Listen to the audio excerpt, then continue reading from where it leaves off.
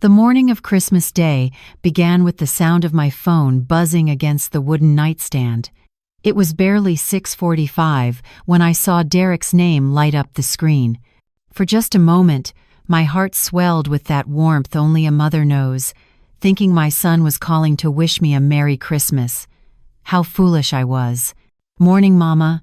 Vanessa asked me to send you this for tonight's dinner." Not a Christmas greeting. Not a "how are you doing?" Not even a trace of warmth in his voice. Just that flat, matter-of-fact sentence followed by an image that made my blood run colder than the December air seeping through my bedroom window. The photograph showed a list written in Vanessa's perfect cursive handwriting. A list that looked like something you'd find at a high-end catering company, but it was actually a demand, an order disguised as a simple Christmas request.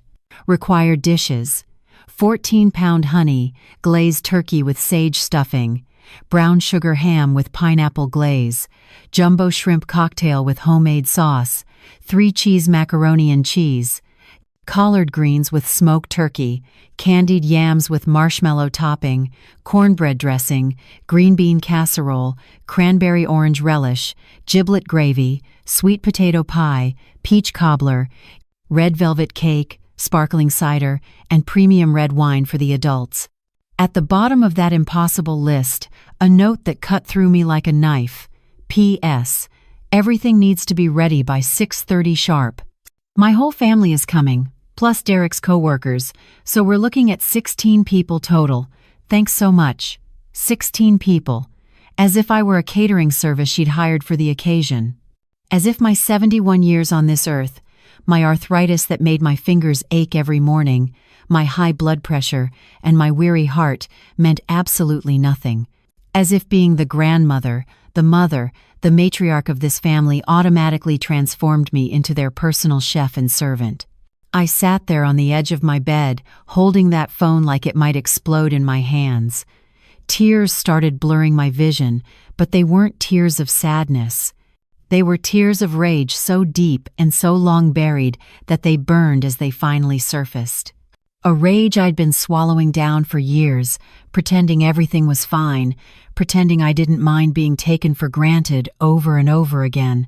I looked at that list again and started calculating the cost in my head. A 14-pound turkey would run me at least $65.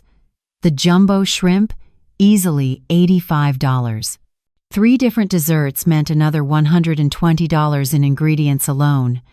Then there was the wine, the sparkling cider, all the fresh produce Vanessa expected without a second thought. We were talking about $550, maybe more, just for the raw ingredients. And that didn't even begin to account for the hours upon hours of labor it would take me to prepare a feast like this. My mind drifted back to something Vanessa had said just 4 months ago when I lent her and Derek $2,500 for the down payment on their new BMW. "Oh, Mama Sutton, you're such a blessing to us. We'll never forget this kindness." Lies.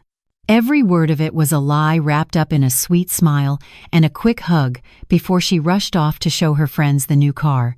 How many times had I drained my savings account to help them out? How many times had I canceled my own plans, put my own life on hold, just to make their lives a little easier? Last year, I gave them $3,500 for that trip to the Bahamas they just had to take. 7 months ago, another $900 for Jasmine's high school graduation party at that overpriced venue Vanessa insisted on booking. And here I was now, staring at this heartless list as if I were nothing more than the help. My phone vibrated again. Another message from Derek. "Mama, Vanessa says if you need money for all the groceries, we can pay you back later. But please don't let us down today. The whole family is counting on you. We can pay you back later." As if my money were some kind of endless loan that never required actual repayment. As if 71 years of living hadn't taught me exactly what those empty promises meant. As if I couldn't remember the dozens of times I'd heard those exact same words, only to watch the debt disappear into thin air, never mentioned again. Don't let us down. As if every single Christmas before this one had been a disappointment. As if the last 14 years of preparing elaborate holiday meals for their growing guest list hadn't been enough. As if my unconditional love for my son and his family was something that could be bought with vague promises of maybe someday paying me back. I stood up from my bed, my legs trembling, not from age, but from the fury coursing through my veins like liquid fire. I walked slowly toward the kitchen, that room where I'd created so many precious memories over the decades. The kitchen where I'd taught Derek how to make buttermilk biscuits when he was 7 years old. The kitchen where I'd held him close and made him hot chocolate after his first heartbreak in high school.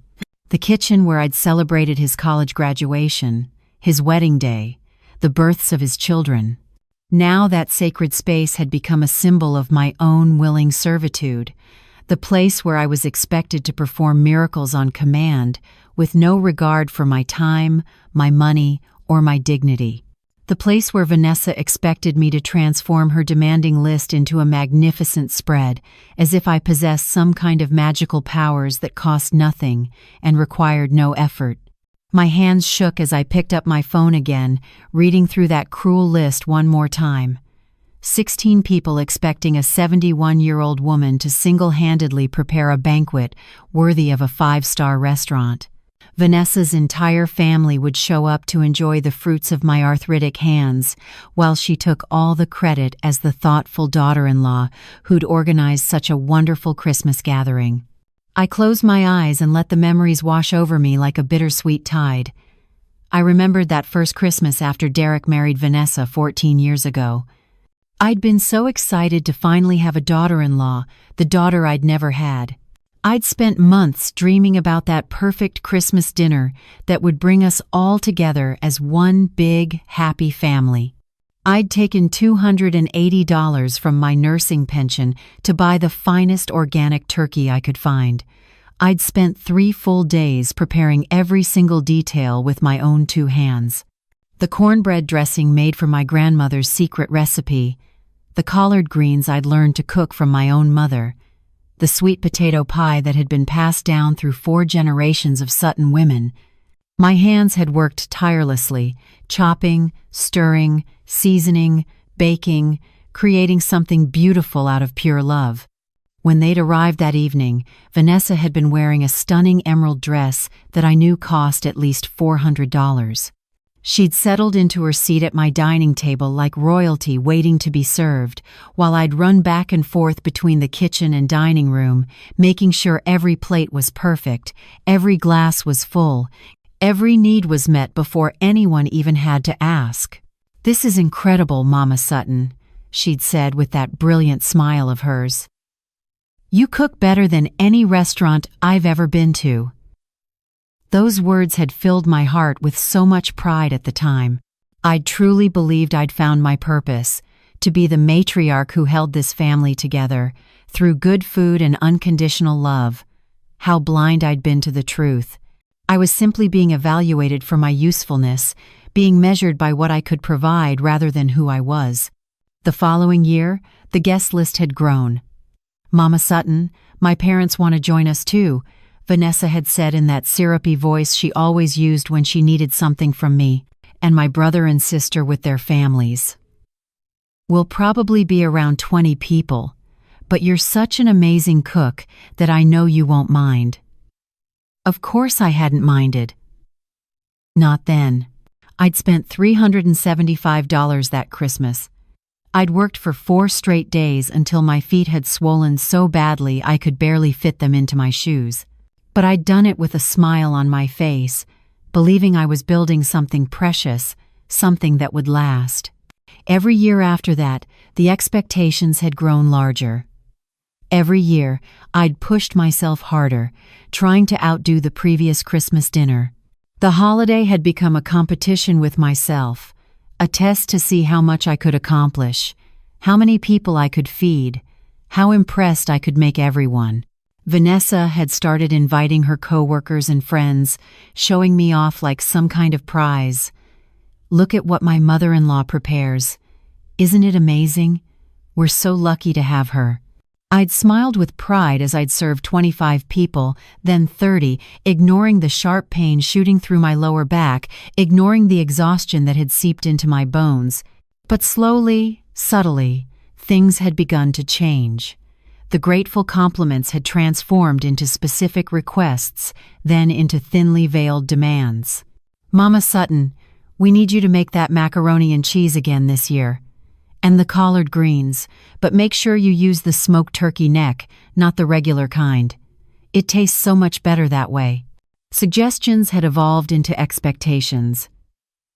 Then had come the criticisms, always dressed up as helpful feedback.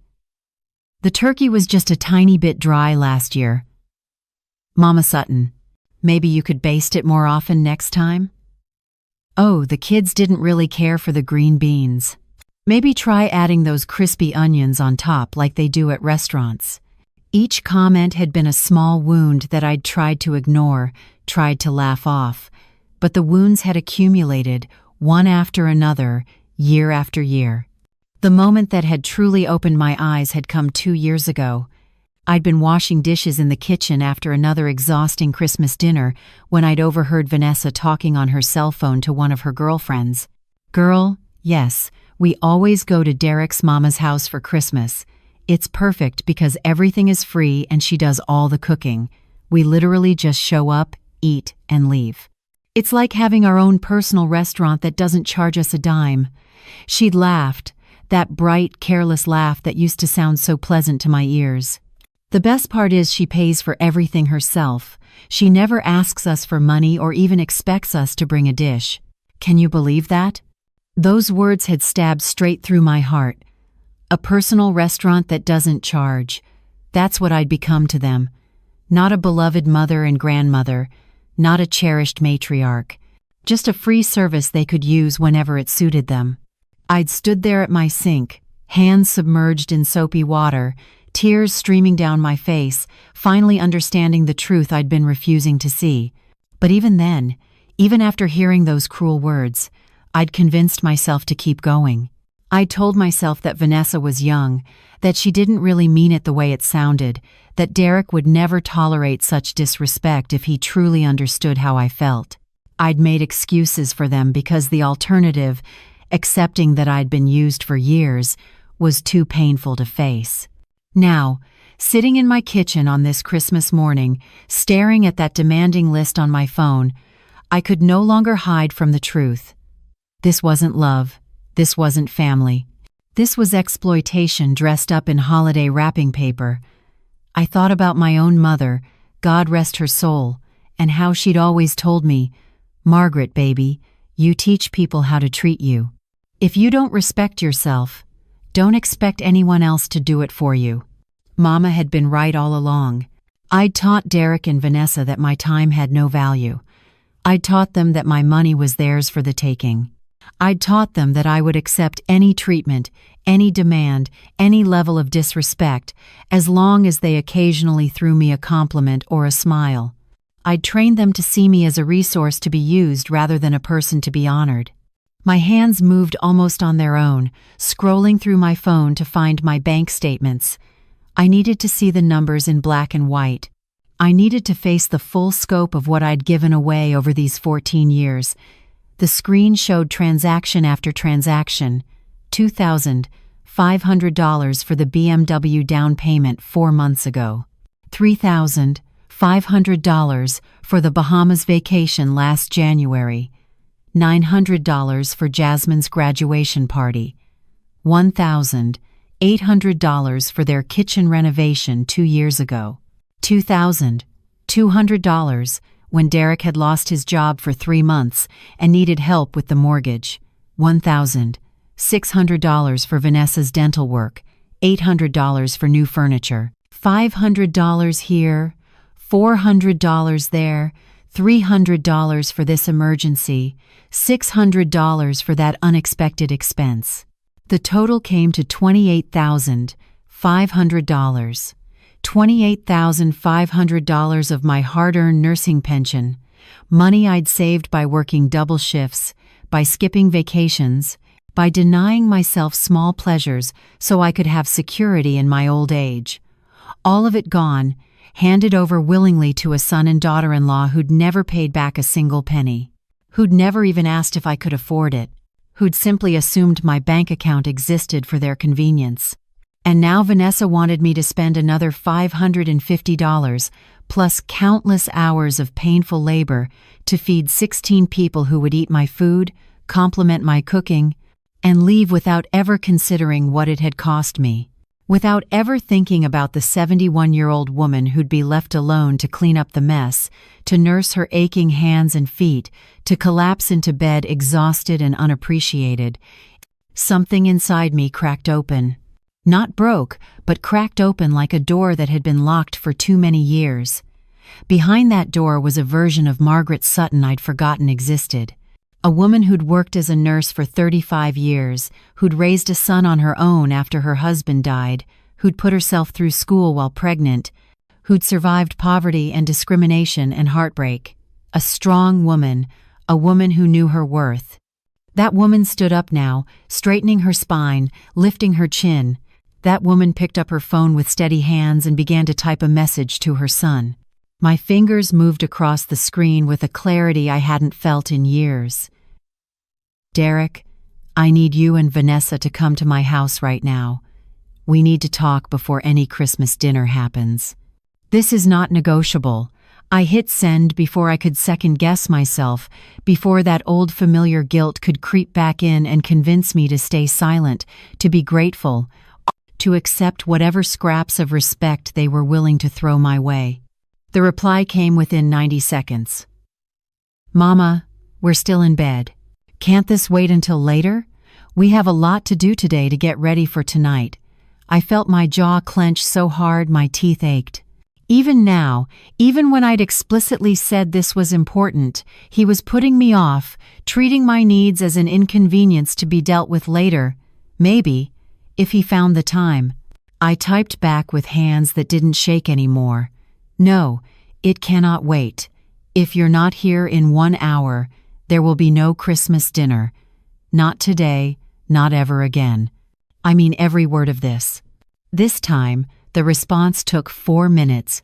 I could practically see them on the other end, Vanessa reading over Derek's shoulder, both of them confused, maybe even annoyed at this unexpected disruption to their carefully planned day. Okay, Mama. We'll be there at 8. Is everything all right? Was everything all right? I almost laughed at the question. Nothing had been all right for years, but they'd never noticed because I'd made sure to keep smiling, keep cooking, keep giving, keep pretending that my heart wasn't breaking a little more with each thoughtless demand, each unreturned loan, each holiday that left me exhausted and alone while they drove home to their comfortable house bought partially with my money. I used that hour to get dressed. Not in the old apron and house dress I usually wore when cooking for them, but in the navy blue suit I'd bought for my retirement party 6 years ago and had barely worn since. I put on the pearl earrings my mother had left me. I fixed my hair carefully, applied lipstick, looked at myself in the mirror and saw not a servant or a free catering service, but Margaret Sutton, a woman who'd earned every gray hair on her head and every line on her face through hard work and dignity.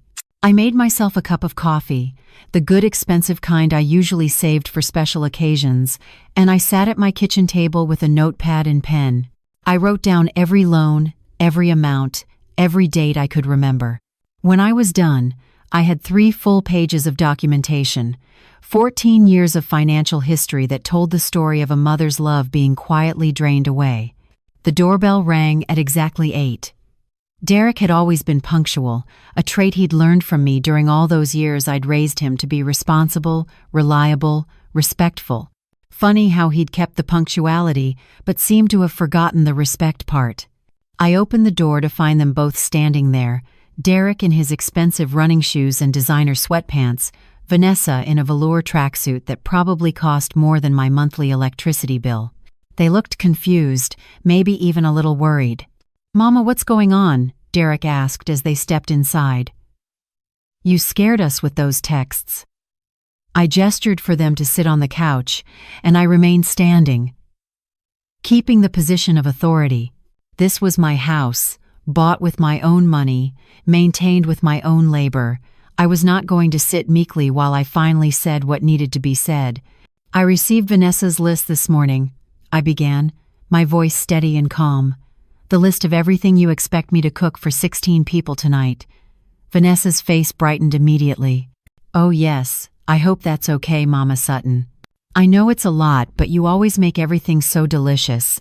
And I wanted this Christmas to be really special because my whole family is coming, and Derek's boss and his wife, and I just thought.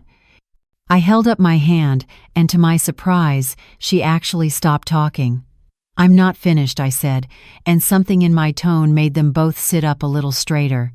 That list you sent represents about $550 in groceries and approximately 12 hours of cooking and preparation. At 71 years old, with arthritis in both hands, high blood pressure, and chronic back pain, that is not a reasonable request. It's not even a request. It was a demand. Derek opened his mouth to speak, but I continued before he could interrupt. And that's just today. Let's talk about the bigger picture here. I picked up my notepad, put on my reading glasses, and began to read. $2,500 on August 15 for your car down payment. $3,500 on January 8 for your Bahamas vacation. $900 on May 22 for Jasmine's graduation party. $1,800 on March 3, 2 years ago, for your kitchen renovation. With each amount and date, I watched Derek's face change, moving from confusion to discomfort to something that might have been shame. Vanessa's expression had frozen into a careful mask. I kept reading. Every loan, every amount, every time I'd opened my wallet because they'd asked, because I'd wanted to help, because I'd believed that family meant supporting each other. When I finally reached the total, my voice didn't waver. $28,500. That's how much money I've given you over the past 14 years. Money you promised to pay back later. Money that was supposed to be temporary help. Money that came from my nursing pension, from my retirement savings, from my future security. The silence in the room was so thick I could almost touch it. Derek was staring at his hands. Vanessa was looking everywhere except at me. I never asked you to pay it all back at once, I continued. I never even brought it up because I didn't want to make you feel uncomfortable. I thought you'd remember on your own. I thought you'd care enough to pay back your mother without being reminded. I was wrong. Derek finally found his voice. Mama, we didn't realize it had added up to so much. We were going to pay you back. Just what, Derek? Just forgot? Just assumed it didn't matter? Just decided that my money was actually your money, and I should be grateful you even acknowledged where it came from? My son looked like I'd slapped him. Maybe, in a way, I had. Sometimes the truth hits harder than any physical blow. Vanessa finally spoke up, her voice defensive in a way I'd never heard before. Mama Sutton, we've always been grateful for everything you've done for us. We tell you that all the time. And we do plan to pay you back. It's just that money has been tight with the new car payment and the mortgage and the kids' expenses. I felt something cold settle in my chest. Money has been tight, I repeated slowly. So tight that you took a $3,500 vacation to the Bahamas. So tight that you bought a BMW instead of a more affordable car. So tight that Vanessa, you got a $400 designer purse for your birthday last month that I saw you posting on Facebook. Her face flushed red. Derek looked like he wanted to disappear into the couch cushions. I pressed on because this needed to be said. All of it. Everything I'd swallowed down for so many years.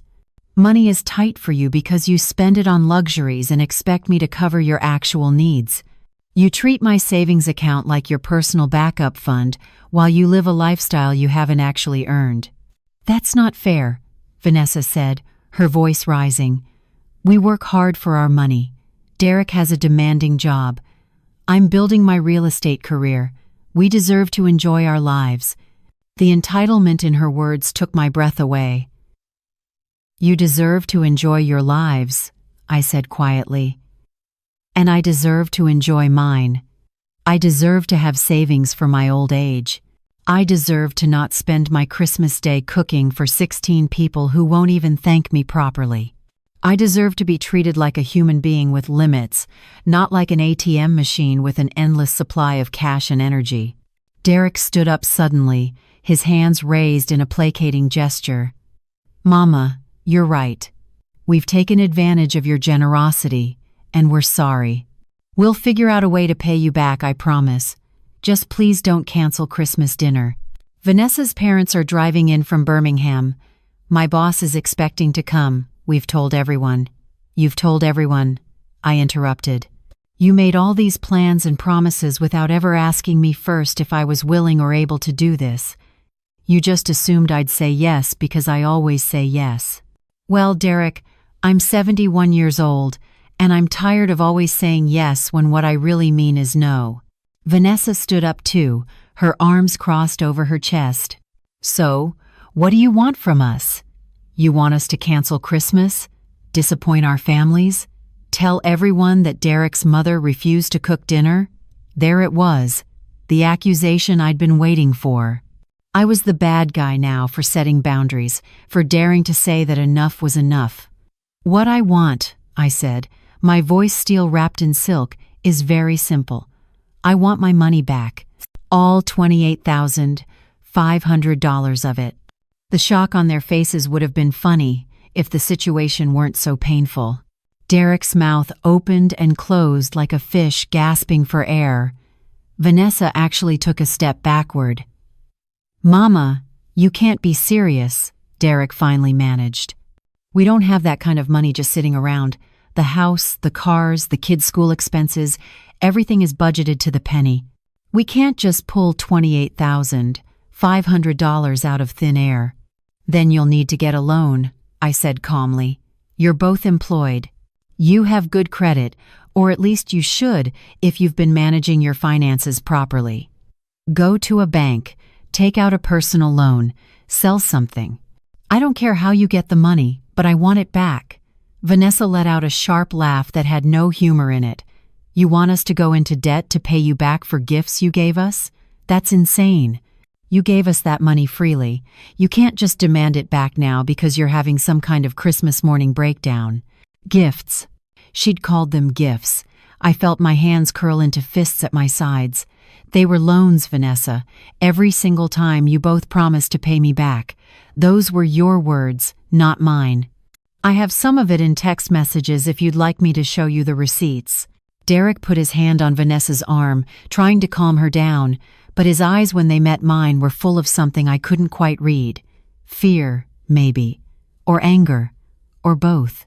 Even if we wanted to do this, he said carefully, even if we agreed to pay you back, we'd need time. Months, maybe a year or more. You can't expect us to come up with nearly $30,000 in a few days. I can and I do, I replied.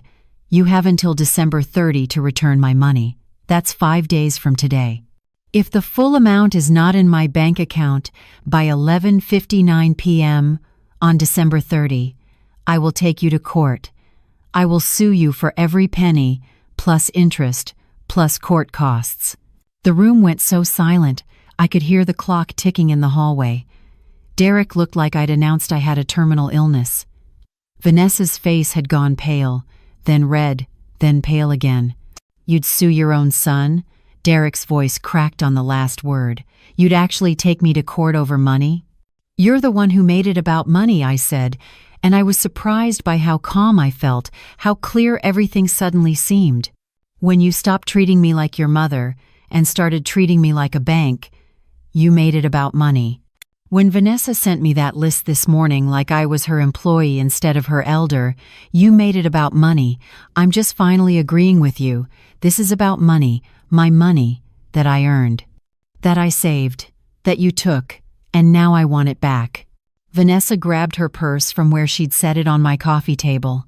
This is unbelievable. You're choosing money over family. Do you even hear yourself? What would Derek's father say if he could see you acting like this? The mention of my late husband, the man who'd died when Derek was only 9 years old, the man I'd honored by raising our son alone and doing my best to give him a good life. That mention lit a fire in my belly that I couldn't contain. "Don't you dare bring Thomas into this," I said, my voice low and dangerous. My husband worked himself into an early grave to provide for this family. He would be ashamed to see his son treating his mother like a servant. He would be horrified to know that the boy he loved had grown into a man who takes and never gives back. Derek's face crumpled at those words. For a moment, he looked like the little boy he used to be, the one who'd crawled into my bed crying after his father's funeral, the one who'd held my hand and promised he'd take care of me when he grew up. That little boy had meant every word. But somewhere along the way, that boy had disappeared, replaced by a man who'd forgotten the values I'd worked so hard to teach him. "Mama, that's not fair," he said, his voice thick with emotion. "I love you. I've always loved you. We just got caught up in our own lives, and we made mistakes. Can't you forgive us? Isn't that what family does?" "Family," I repeated, tasting the word like something bitter. "Yes, Derek, family forgives. But family also respects. Family also considers each other's needs. Family doesn't send demanding lists at 6:45 inches the morning expecting a 71-year-old woman to perform miracles. Family doesn't borrow $28,500 and conveniently forget to pay it back." I walked to the front door and opened it, the cold December air rushing in. "You have 5 days, December 30, by midnight. That's my final word on this. Now I think you should both leave. I have plans for my Christmas that don't involve cooking for people who don't appreciate me." Vanessa was already heading for the door, her heels clicking angrily against my hardwood floors. But Derek stayed frozen in place, looking between me and the open door like he couldn't quite believe this was really happening. "Mama, please," he said one more time. "Don't do this. We can work something out. We can set up a payment plan, maybe $200 a month, and I'll help you cook today. I'll do whatever you want. Just please don't throw us out on Christmas." "I'm not throwing you out on Christmas," I said quietly. "I'm setting a boundary that should have been set years ago. And $200 a month means it would take you nearly 12 years to pay me back. I'm 71 years old, Derek. I don't have 12 years to wait for you to do the right thing." He opened his mouth one more time, then closed it. There was nothing left to say. He walked to the door, paused, looked back at me with eyes full of hurt and confusion, then followed his wife out to their car. I closed the door behind them and locked it, then stood there in the sudden silence of my house, my heart pounding so hard I could feel it in my throat. For several long minutes, I just stood there, half expecting them to come back, to knock on the door, to try one more time to convince me to back down. But the knock never came. I heard their car start, heard it pull out of my driveway, heard the sound fade away, until there was nothing but the quiet hum of my refrigerator and the distant sound of my neighbor's dog barking. Then, slowly, something unexpected happened. I started to laugh. Not a bitter laugh or a sad laugh, but a genuine laugh of relief and liberation. I walked back to my kitchen, looked at my phone with that ridiculous list still glowing on the screen, and I laughed harder. 16 people. $550 in groceries. 12 hours of cooking. "Not today," I said out loud to my empty kitchen. "Not ever again." I deleted the image Vanessa had sent. Then I opened a new message and texted my friend Nadine Powell, another widow who lived 3 streets over. "Are you busy today? I just canceled Christmas dinner with my son, and I have no intention of spending the holiday alone feeling sorry for myself. Want to go out for brunch and maybe see a movie?" Her response came back within 2 minutes. "Girl, I thought you'd never ask.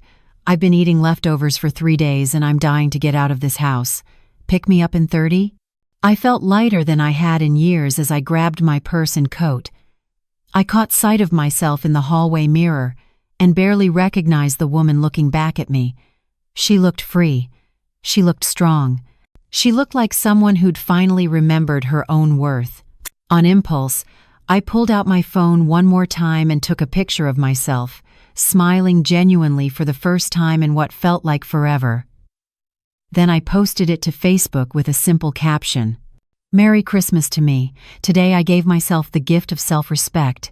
It's never too late to start living for yourself." Within minutes, comments started rolling in from old nursing school friends, former colleagues, people I hadn't spoken to in years. "Good for you, Margaret. You deserve all the happiness. Proud of you for setting boundaries." Each comment was like a small validation that I'd made the right choice. I picked up Nadine and we went to this beautiful restaurant downtown that I'd driven past 100 times but never treated myself to because it seemed too expensive, too indulgent, too much just for me. We ordered champagne with our brunch. We laughed about the absurdity of family drama. We made plans to take a weekend trip to Charleston in the spring. Just the two of us, no obligations, no cooking for anyone else, no putting our own desires last. "You really asked him for all the money back?" Nadine asked, her eyes wide with a mixture of shock and admiration. "Every penny," I confirmed, "and I gave him 5 days to do it." She let out a low whistle. "Margaret Sutton, I have known you for 20 years, and I have never seen you like this. What happened to the woman who couldn't say no to save her life?" I took a sip of my champagne, considering the question. "She woke up," I said finally. She woke up and realized she was 71 years old and had spent the last 14 years being someone's unpaid caterer and personal bank. She woke up and decided that the years she has left are too precious to waste on people who only value her for what she can provide. Nadine raised her glass in a toast. "To waking up. Better late than never." We clinked glasses, and I felt something shift inside me.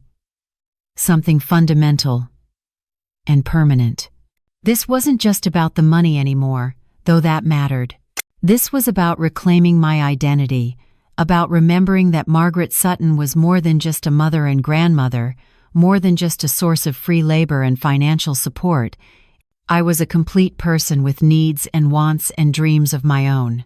After brunch, we went to see a movie, one of those silly romantic comedies that I never got to watch because Derek and Vanessa always wanted to choose what we watched when we spent time together.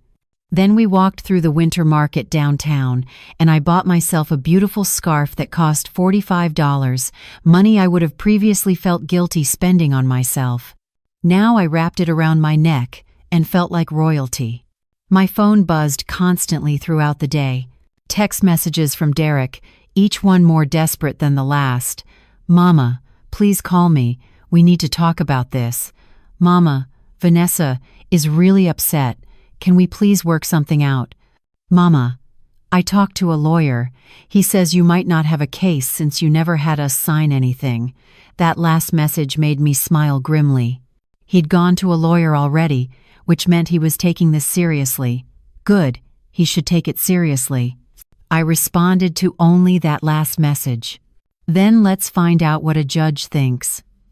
5 days, Derek. The clock is ticking. I didn't hear from him again for the rest of Christmas Day, and honestly, the silence was a relief.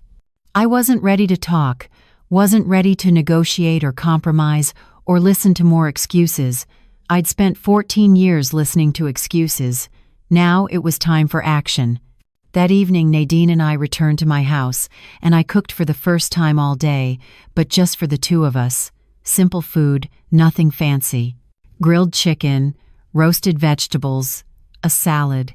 We ate sitting on my couch, watching old movies, laughing at the parts we'd seen 100 times.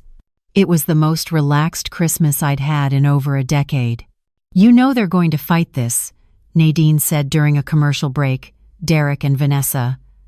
"They're going to try to make you feel guilty, try to convince you that you're being unreasonable." "Let them try," I said, and I meant it.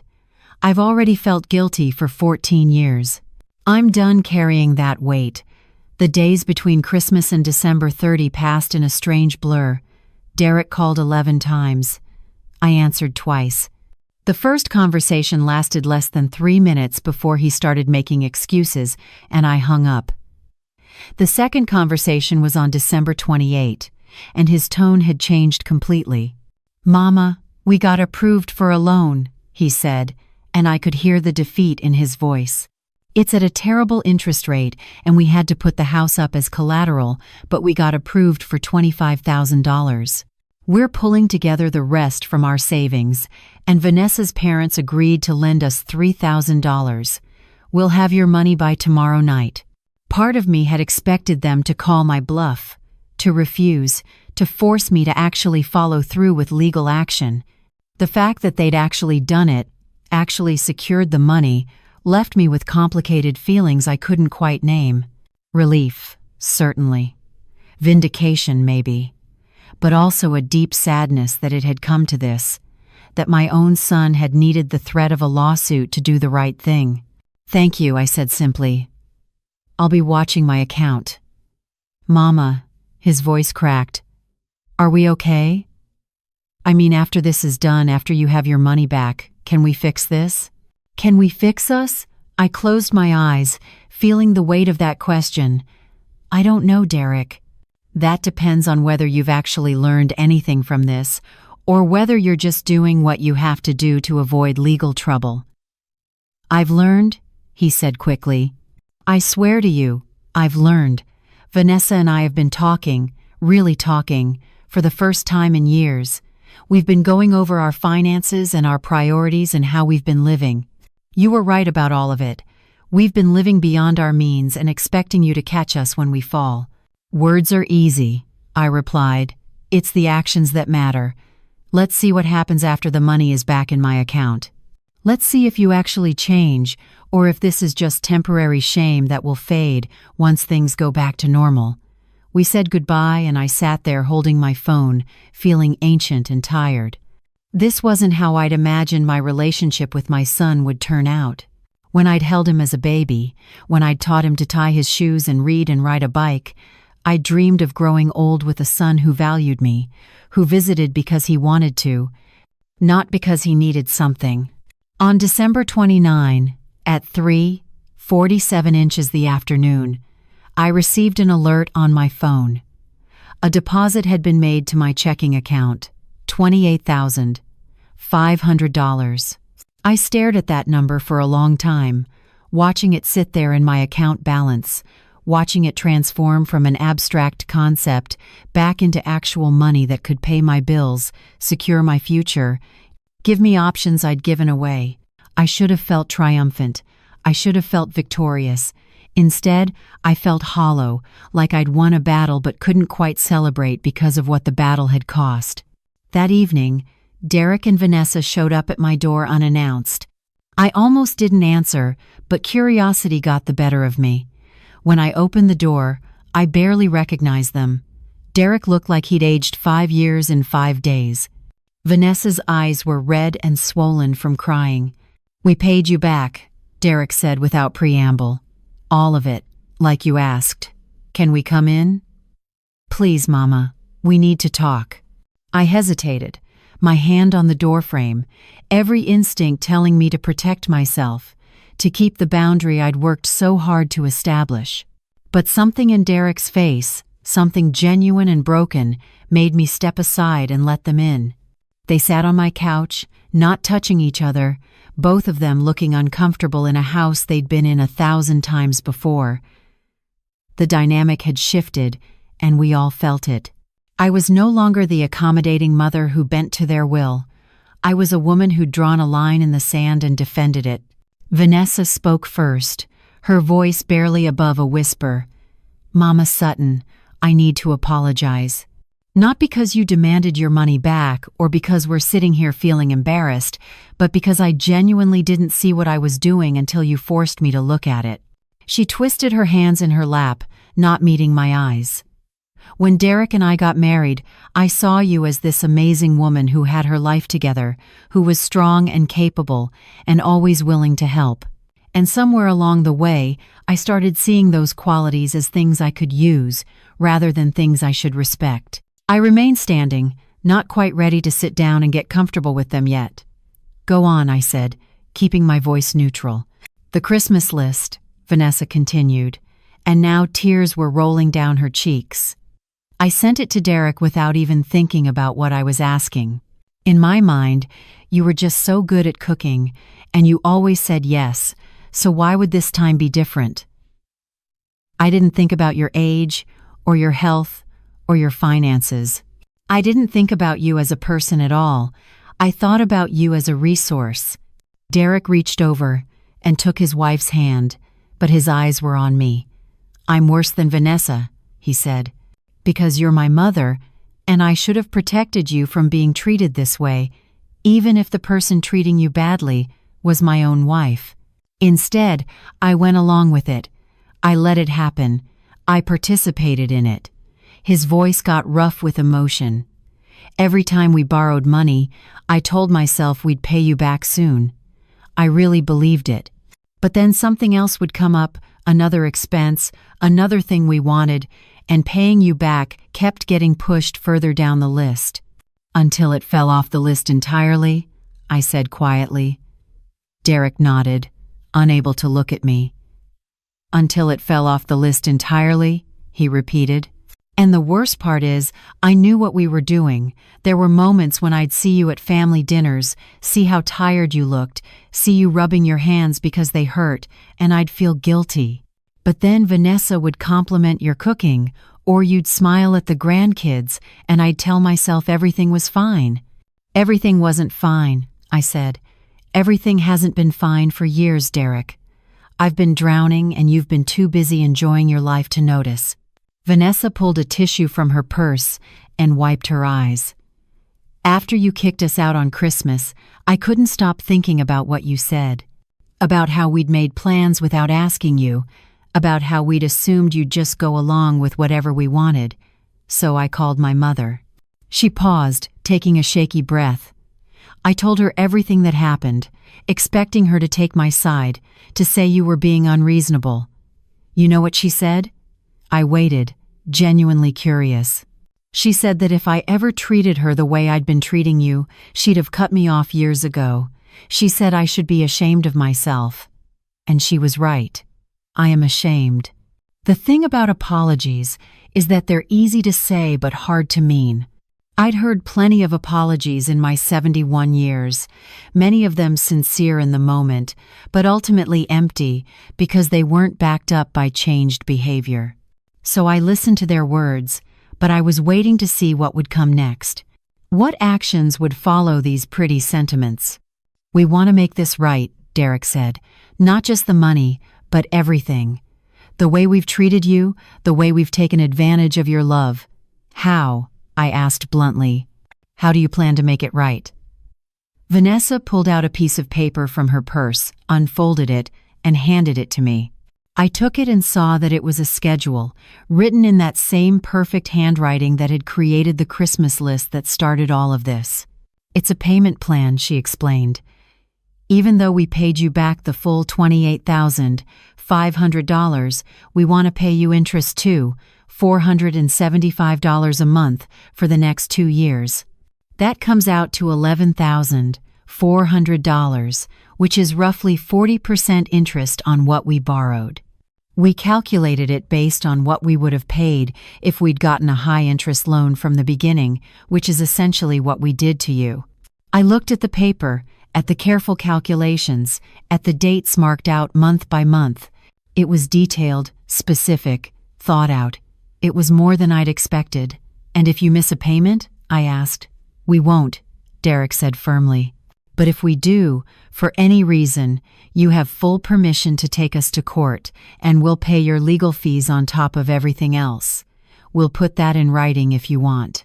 I set the paper down on my coffee table, and finally, I sat down in my armchair across from them. This is a start, I said carefully, but money isn't the only issue here. The money was a symptom of a bigger problem, which is that you both forgot how to treat me with basic respect.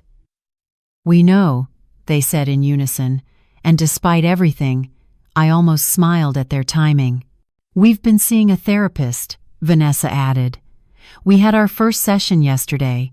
We told her everything that happened, and she helped us see some patterns in how we relate to family, especially to you. We want to keep going, to really work on this. The therapist asked us a question that I can't stop thinking about, Derek said. She asked how we would feel if our kids treated us the way we've been treating you. If they borrowed money and never paid it back. If they demanded we cook elaborate meals without offering to help or even asking if we were capable. If they only called when they needed something. He swallowed hard. Just imagining it made me feel sick, and then I realized that's exactly what we've been doing to you. I felt something loosen in my chest, just slightly. This wasn't forgiveness yet, wasn't reconciliation, but it was acknowledgement. It was the beginning of understanding. And maybe, just maybe, it was the foundation for something healthier than what we'd had before.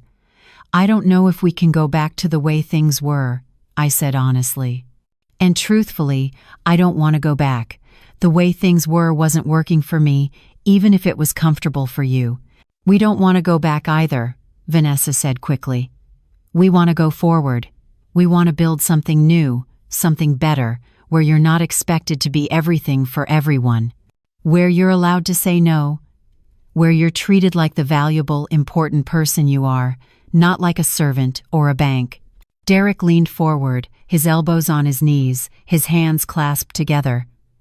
We want to prove to you that we've changed, but we know that's going to take time. So we made a list, not of things we want from you, but of things we want to do for you.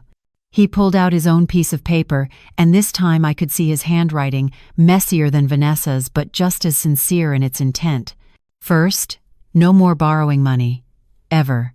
If we can't afford something, we don't buy it. We live within our means. Second, we pay you the $475 every month on the first, no exceptions, no delays. Third, we invite you to family dinners but we cook, or we go to a restaurant where everyone pays their own way. You don't cook for us unless you specifically volunteer, and even then, we help with everything from prep to cleanup. Vanessa took over. Fourth, we check in with you at least twice a week, real conversations, not just texting when we need something. Fifth, we respect your time. If you say you're busy or you don't want to do something, we accept that without guilt-tripping or pushing. Sixth, we include you in family decisions that affect you, instead of just announcing plans and expecting you to go along. I listened to their list, this mirror image of that awful Christmas morning list, and I felt something I hadn't expected. Hope, small and fragile, but real. And what about the grandchildren? I asked. How do you plan to explain to them why their grandmother wasn't at Christmas this year? Why things are different now? Derek's face softened at the mention of his kids. We told them the truth, in age-appropriate ways. We told them that we'd been taking Grandma for granted and that she had to teach us an important lesson about respect. Jasmine especially understood. She's actually been upset with us about it. Jasmine called me yesterday, I said, and I saw the surprise on both their faces. She apologized for not noticing how her parents were treating me. She said she wants to take me out to lunch next week, her treat, with money from her part-time job. She said she wants to hear my stories about nursing school and growing up in the South, things she's never asked about before. Vanessa wiped her eyes again. She's been different since Christmas. More aware, I guess. She told me she never wants to be the kind of person who uses people she loves. I think watching all this happen has been hard on her, but maybe it's also teaching her something important. I thought about my granddaughter, about the young woman she was becoming, about the values she would carry forward into her own relationships. Maybe some good could come from all this pain. Maybe Jasmine would learn to value people for who they are, not what they can provide. Maybe she'd grow up to set healthy boundaries and demand respect in her own life. I'd like that lunch with Jasmine, I said. In fact, I'd like to spend more one-on-one time with her, getting to know her as a person, not just serving her at family gatherings. We want that too, Derek said. We want you to have a real relationship with your grandchildren, not just be the grandmother who feeds them." We sat in silence for a moment, the weight of everything that had happened settling around us like snow. It wasn't comfortable, this new dynamic we were building, but it was honest, and maybe honesty was more valuable than comfort. "There's something else we need to talk about," Vanessa said, her voice hesitant. "The way I spoke to you, the way I sent that list like you were hired help. Mama Sutton, I grew up watching my mother serve my father and his family without question. I thought that's what mothers and grandmothers were supposed to do, just give and never expect anything back. I never questioned it until you made me question it." "That's not an excuse," she continued quickly. "It's an explanation. I'm learning that just because something is traditional or familiar doesn't mean it's right. I'm learning that women, especially older women, deserve respect and consideration, not just automatic service." I nodded slowly. My own mother told me something similar when I was young. She said that women of our generation were taught to shrink ourselves, to make ourselves useful, to find our value in how much we could do for others. It took me 71 years to unlearn that lesson. "I hope it doesn't take you that long." "It won't," Vanessa promised. "I'm going to make sure of it, and I'm going to teach our kids differently too. I'm going to teach them that love is not about taking, it's about mutual respect and consideration." Derek reached into his jacket pocket and pulled out an envelope. "This is for you. Don't open it now, open it later when we're gone." I took the envelope, feeling the weight of something inside. "What is it?" "Just something we want you to have," he said. "Something we should have done a long time ago." We talked for another hour. Not about money or obligations, but about real things. Derek told me about struggles at work he'd never mentioned before because he'd always been too busy asking me for help to share his own vulnerabilities. Vanessa talked about her real estate career, about a difficult client she'd been dealing with, about her own fears and insecurities. For the first time in years, we had a conversation where I wasn't just the resource provider, the problem solver, the endlessly capable mother who had all the answers. I was allowed to just be Margaret, a person with my own life and interests and limitations. When they finally got up to leave, Derek hugged me, and this time it felt different. Not the quick, obligatory hug of someone who was already thinking about the next thing on their to-do list, but a real embrace from a son who was trying to reconnect with his mother. "Thank you for not giving up on us," he whispered. "Thank you for loving us enough to set boundaries." Vanessa hugged me too, and I could feel her trembling slightly. "I promise we're going to do better," she said. "We're going to be the family you deserve." After they left, I sat in my quiet house and opened the envelope. Inside was a check for $1,200 and a note in Derek's handwriting. "Mama, this is for all the Christmas dinners we never properly paid for. It's not enough. It will never be enough, but it's a start. Please use this money to do something just for yourself. Something that brings you joy. We love you, Derek, Vanessa, Jasmine, and the kids." I held that check and that note and I cried, but this time they were different tears. Not tears of rage or frustration or hurt, but tears of release, tears of a woman who'd been carrying a heavy burden for so long that she'd forgotten what it felt like to set it down. 6 months have passed since that Christmas morning that changed everything. As I write these words, I'm sitting on the balcony of my new apartment in Charleston, South Carolina, a beautiful place I found with part of the money Derek returned to me and my own savings that I finally allowed myself to use for my own happiness. The ocean stretches out before me, endless and blue, and every morning I wake up to the sound of waves instead of the anxiety of checking my phone for new demands. The apartment isn't large, but it's mine. Every piece of furniture I chose myself. Every picture on the wall reflects my taste, not someone else's expectations.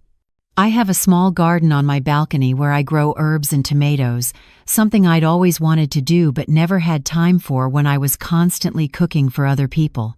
Now I cook when I want to, what I want to, for myself or for friends I invite over, because I genuinely enjoy their company.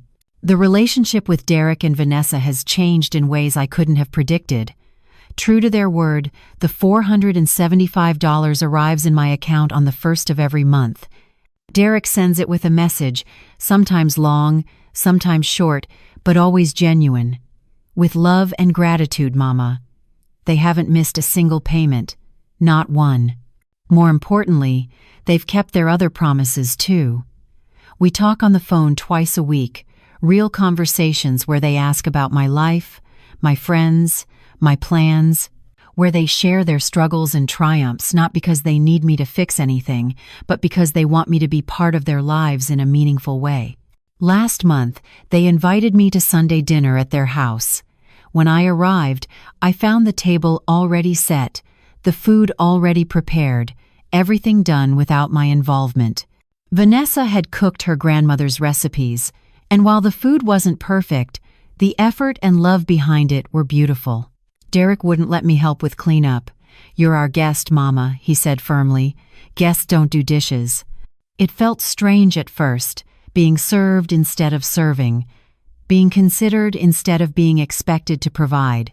But I'm learning to accept it, learning to believe that my value to my family doesn't depend on my usefulness. Jasmine has become one of my greatest joys. We have lunch together every other Saturday, just the two of us. She tells me about her college classes, her dreams of becoming a teacher, her worries about the future. I tell her stories about my nursing career, about the patients who touched my life, about the challenges I faced as a Black woman in a predominantly white profession in the 1,970 seconds and 1,980 seconds. Last week, she told me something that brought tears to my eyes. "Grandma, I want to be strong like you when I grow up. Not the fake kind of strong where you just take whatever people give you and pretend it doesn't hurt. The real kind of strong where you know your worth and you don't let anyone treat you as less than you are." Those words meant more to me than any amount of money ever could. The knowledge that my granddaughter was learning from my example, that she would enter her adult life with better boundaries and stronger self-respect than I had at her age, that felt like a victory that would outlast me. My friendship with Nadine has deepened too. We took that trip to Paris last month, the trip I'd postponed so many times because of family emergencies that were never really emergencies. We walked along the Seine, visited the Louvre, ate croissants in sidewalk cafes, and felt young again despite our combined 140 years. We laughed until our stomachs hurt and made plans for our next adventure, maybe Greece or maybe Morocco, places I'd only dreamed about when I was too busy being useful to everyone else. I thanked him and felt a complicated mix of emotions. Pride that my son had earned this promotion, relief that the debt would be resolved sooner than expected, but also a strange sadness, because that monthly payment had become a symbol of their commitment to change. "The payments aren't a burden to me," I told him. "They're a reminder that you're keeping your word." "We'll keep our word in other ways," he promised. "The payments were never really about the money, were they? They were about proving we could be reliable, that we could follow through, that we valued you enough to make you a priority. We'll keep proving that, Mama, every day, in every way we can." To any woman reading my story and seeing herself in these words, I want you to know something important. It's never too late to set boundaries. It's never too late to demand respect. It's never too late to rediscover who you are beyond your usefulness to others. The fear of disappointing people, of being seen as difficult or selfish or ungrateful, that fear can steal your entire life if you let it. I let it steal 14 years. Don't let it steal any more of yours. My name is Margaret Sutton. I'm 71 years old. I'm a retired nurse, a mother, a grandmother, and most importantly, a woman who finally learned to live for herself. That's my victory. That's my freedom. And that's the most valuable inheritance I can leave to my granddaughter and to every woman who needs to hear this message. You have the right to demand respect at any age, no matter how long you've accepted less. Life is too precious to spend it on your knees. I stood up at 71. You can stand up at any age. The best time to start was years ago. The second best time is right now. That is Margaret Sutton's story. Now I want to hear from you. Where are you watching this from? What city? What country? Drop it in the comments below. I love seeing our global community come together over these stories about family exploitation, financial boundaries, and the moment when you have to choose between being useful and being valued. Real question. If you were Margaret, what would you have done? Would you have cooked that Christmas dinner for 16 people? Would you have quietly accepted another year of unpaid loans and ungrateful demands? Or would you have stood up the way Margaret did? Tell me in the comments. Hit that like button if this story made you feel something. Share it if you know someone dealing with adult children who only call when they need money. Someone whose family treats them like a free catering service instead of a person. Someone struggling with the choice between keeping family peace and demanding respect. And subscribe for more raw, real stories about setting boundaries with entitled family members, adult children who exploit aging parents, the cost of being too generous with people who won't appreciate it, and what happens when you finally say, "Enough is enough." Thanks for watching. Sometimes the people you sacrifice everything for are the ones who take you for granted the most. Sometimes being a good parent means teaching your children they can't use you as a personal ATM. Sometimes love means setting boundaries that make people uncomfortable. And sometimes the only way to reclaim your dignity is to demand the respect you should have been given all along. See you in the next video.